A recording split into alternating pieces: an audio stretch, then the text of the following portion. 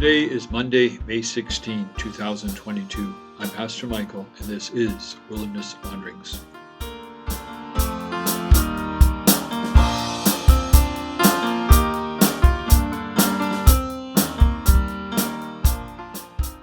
Our text is from Psalm 10. Why, O Lord, do you stand far off? Why do you hide yourself in times of trouble? Verse 1. At first glance, the opening stanza of Psalm 10 strikes us as less than pious. But at second glance, it strikes us as right on the mark. It is, after all, a prayer of lament. Still, it may not be our normal way of addressing God. We tend to use nice, polite words, often with little emotion.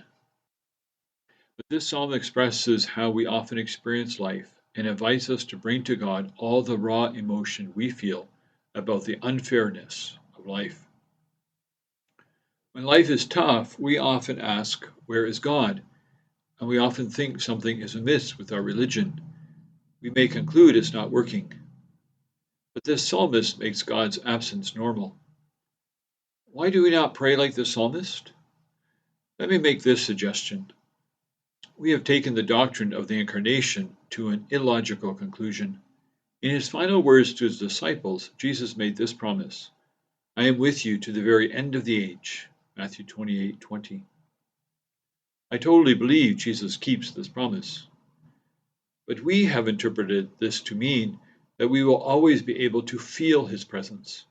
Further, we believe it means our lives will, by and large, be the way we want them to be. I believe both these things are wrong. Jesus promised to be with us as we fulfill the mission which he gave us. He did not promise to make our lives smooth, or that we would always feel the balm of our faith. It must also be said that God's purposes are rarely understood by us. The disciples certainly didn't get Jesus very well. Jesus said that his kingdom is hidden. This is the matter that the psalmist is lamenting. He firmly believes that the Lord is king forever and ever, verse 16. He also believes that God hears and defends the helpless and the oppressed, verses 17 to 18. His problem is that he does not see it. He is frustrated that the arrogant are having their way in this world. They tend to have the power, thus they get to call the shots. Their wrecking ball is destroying society. It's become a bloodbath. It's the same today, isn't it? Murdering dictators in other countries and ruthless business leaders and dishonest politicians in ours. How do we live in such a society? First, we allow Psalm 10 to shape our prayers. We willingly look at the horrible ways that human society functions, the war, the poverty, the human trafficking, the destruction of the planet. And seeing this, we take the time for lament. We feel the pain of creation turmoil, and we bring it all before God, daring to tell him that he better see what we are seeing. Second, we do not join the arrogant in their lifestyles. We deliberately look at our lifestyles to discover the ways we may be contributing to the chaos. Do we know who is producing the products we buy? Are the workers getting a fair wage? How does the power we have impact others?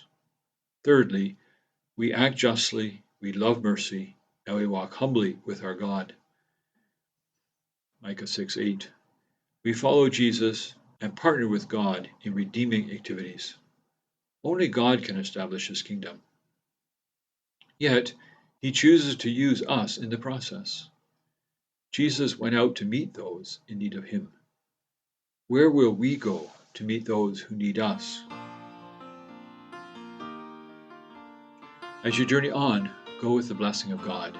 May the peace of the Lord Christ go with you, wherever he may send you. May he guide you through the wilderness, protect you through the storm. May he bring you home rejoicing at the wonders he has shown. May he bring you home rejoicing once again into our doors.